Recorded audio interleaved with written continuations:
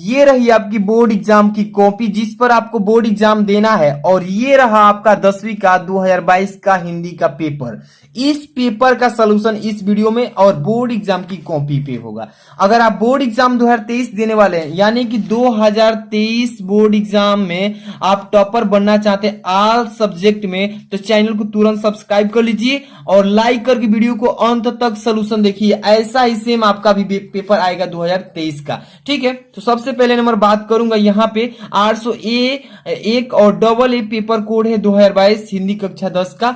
Same to same ऐसा ही 2023 का paper आएगा, थोड़ा सा भी चेंजिंग नहीं रहेगा, बस क्वेश्चन में अंतर आता है और आपको कैसे बोर्ड एग्जाम में कॉपी लिखना है ताकि आप 70 में 70, यानी कि समझ रहे हैं ना, आपका हिंदी का पेपर 70 नंबर का होगा और 70 में 70 ला सकते हैं, एकदम संभव है। ठीक है, चलिए थोड़ा समय इसमें आपको थोड़ा सा इंट्रोडक्शन देता हूं। समय जो है 3 घंटे 15 मिनट का मिलेगा, सेम ऐसे ही पूर्णांक 70 नंबर का रहेगा, यानी 70 नंबर का पेपर है, यानी कि 30 नंबर का प्रैक्टिकल से और लिखित परीक्षा को ही बोलते हैं 70 नंबर का। ठीक है, निर्देश दिया है इसमें पढ़ना बहुत जरूरी है। प्रारंभ की 15 मिनट परीक्षार्थियों को प्रश्न पत्र पढ़ने के लिए दिया जाता है, इसलिए ताकि पेपर में कोई प्रश्न गलती दिया होगा तो आप उसी समय 15 मिनट में आप जाकर के एग्जाम मतलब जो कॉपी चेक पेपर दिए उनको आप बता सकते हैं, इसलिए 15 मिनट प्रश्न पत्र को पढ़ने के लिए दिया जाता है समय, और 3 घंटा में पेपर सोल्यूशन करना है। सबसे पहला क्वेश्चन आएगा आपका क नंबर। देखिए, निम्नलिखित कथनों में से कोई एक कथन सही है, उसे पहचान कर अपने उत्तर में लिखना है। ठीक है, पुस्तिका में।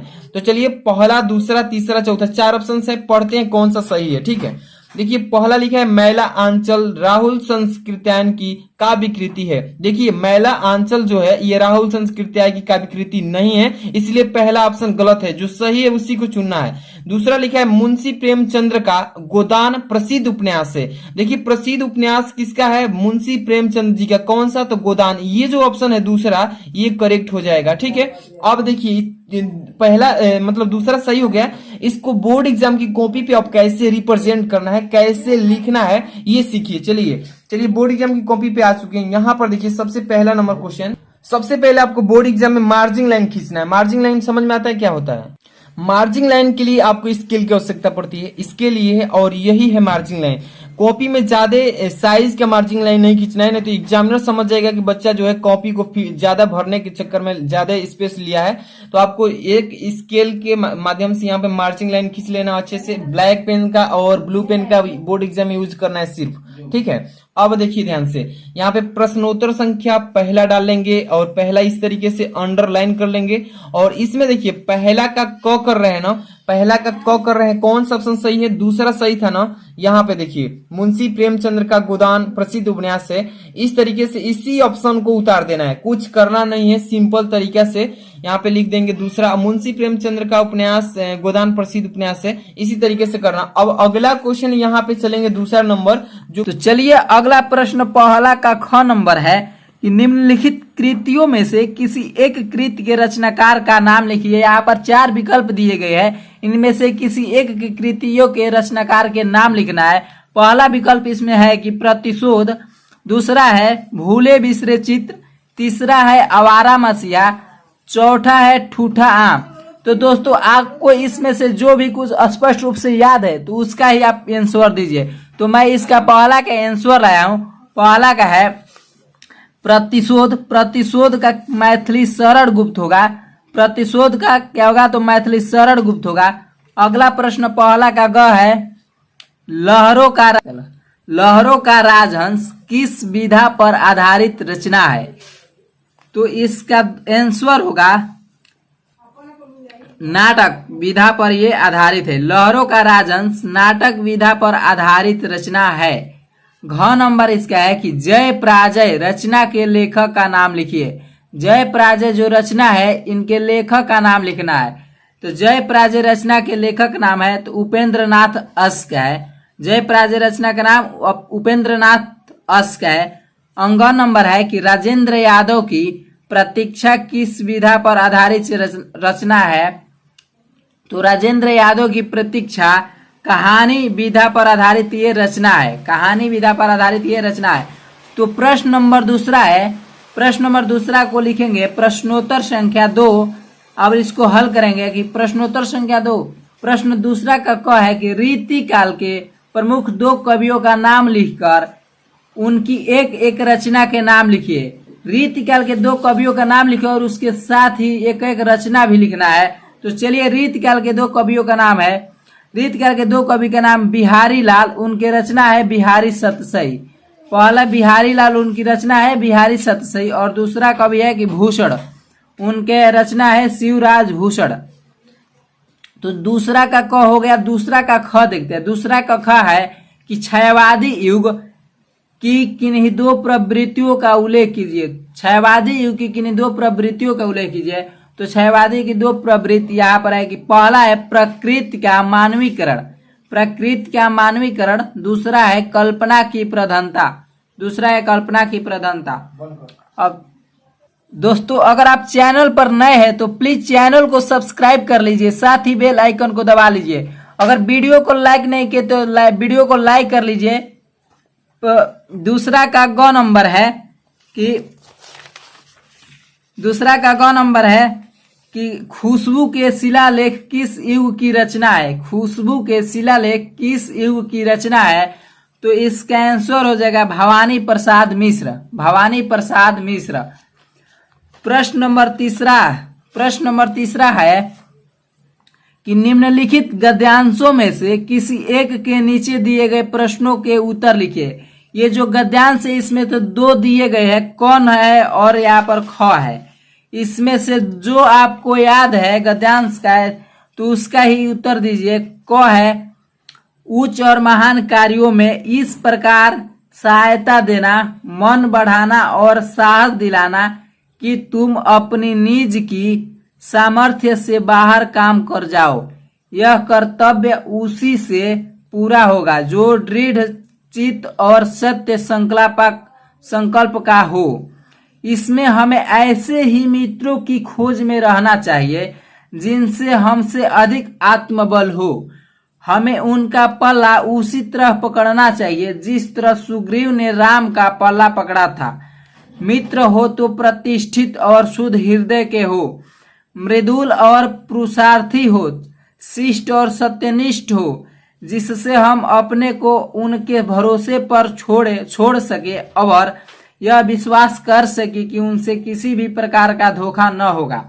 इसमें से पहला प्रश्न है कि उपयुक्त गद्यांश का संदर्भ लिखिए।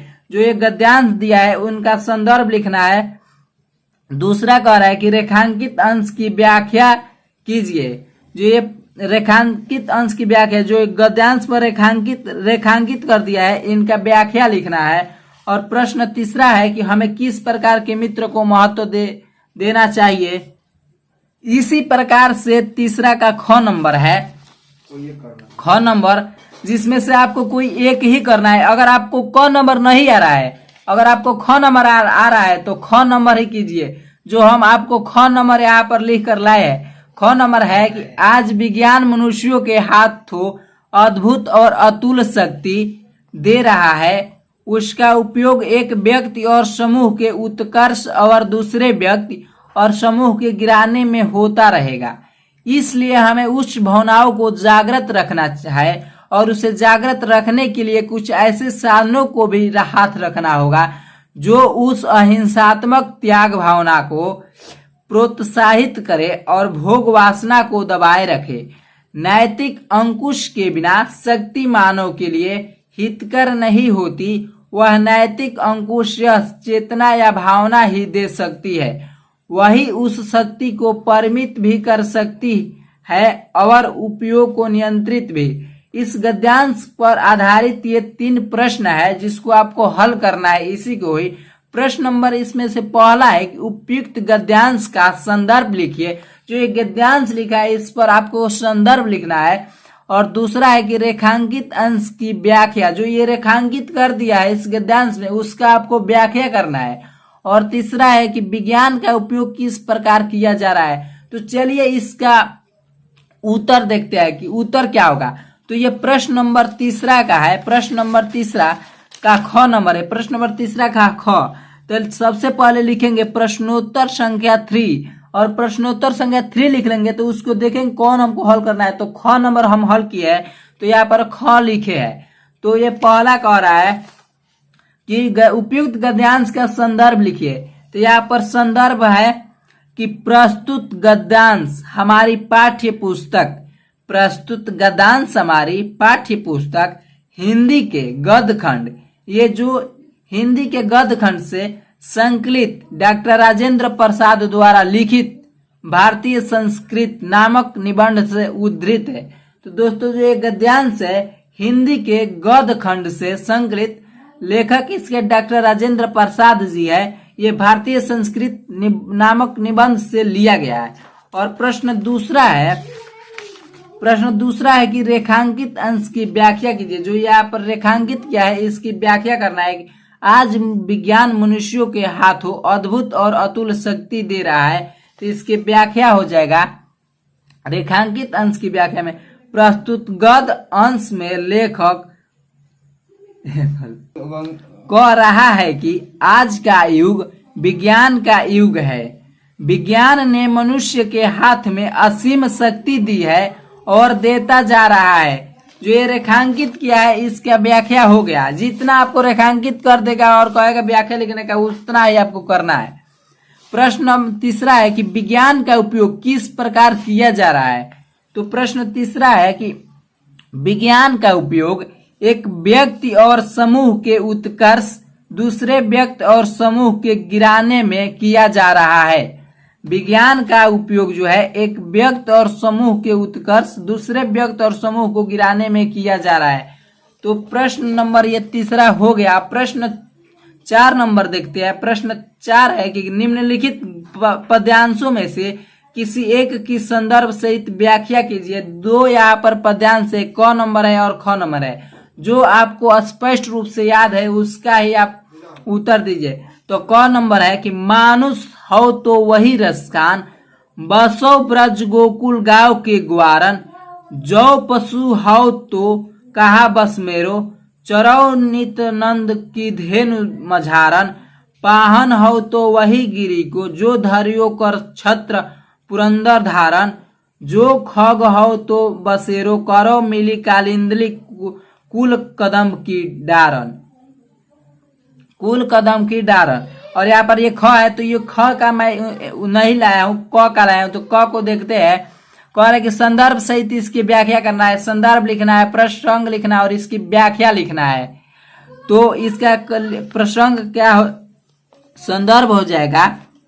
संदर्भ इसका दोस्तों होगा 4 का क नंबर हो जाएगा संदर्भ में कि मानुष हो तो वही रसखान, बसो ब्रज गोकुल गाँव के ग्रंथ। सबसे पहले संदर्भ इसका देखते हैं। प्रस्तुत पदांश हमारी पाठ्य पुस्तक हिंदी के काव्य खंड में संकलित सवाये शीर्षक से उद्धृत है, जो कवि रसखान द्वारा रचित सुजान रसखान से लिया गया है। इसका तो ये संदर्भ हो जाएगा और इसका प्रसंग होगा। तो इसका तो संदर्भ हो गया और इसका प्रसंग लिखेंगे। तो जो ये पद्यांश दिया है और इसका व्याख्या जब करेंगे, इसका अर्थ आप निकालेंगे, तो आपको मालूम चल जाएगा कि क्या कह रहा है, उसी को प्रसंग में लिखना है। तो इसका प्रसंग हो जाएगा कि प्रस्तुत सवाया में रसखान कवि का श्री कृष्ण और उनसे जुड़ी वस्तुओं के प्रति लगाव प्रकट हुआ है। वे अगले जन्म में श्री कृष्ण का सानिध्य पाना चाहते हैं। वे कृष्ण की निकटता प्राप्त करने की तीव्र कामना व्यक्त करते हैं। तो इसका ये प्रसंग हो गया और इसका व्याख्या करेंगे। जब ये पढ़ेंगे तो इस पद्यांश का तो संदर्भ और प्रसंग हो गया। अब चलिए इसको व्याख्या करते हैं। इस पद्यांश का व्याख्या यहाँ पर है। इस पद्यांश का व्याख्या देखिए, यहाँ पर लिख कर मैं लाया हूँ। पद्यांश का ये व्याख्या है कि श्री कृष्ण के अन्य भक्त कवि रसखान अपने इष्ट देव का सामीप्य चाहते हैं। उसी भावना को व्यक्त करते हुए कहते हैं कि हे ईश्वर, यदि अगले जन्म में मनुष्य बनूं तो ब्रज के गोकुल गांव में निवास करूं। श्री कृष्ण कहते हैं कि अगर मैं अगले जन्म में मनुष्य बनूं तो ब्रज के गोकुल गांव में निवास करूं। और आगे है कि यदि पशु बनूं और मेरे बस की बात हो तो मैं नित्य प्रतिनंद की गायों के बीच में निवास करूं। अगर वे गाय पशु बनना चाहते हैं तो वे नंद की गायों के बीच में निवास करना चाहते हैं। और यहाँ पर ये आगे है कि यदि मैं पत्थर ही बनूं तो उस पर्वत का पत्थर बनूं जिसे इंद्र द्वारा भयंकर वर्षा करने पर श्री कृष्ण ने छाता बनाकर अपने हाथ पर उठा लिया था।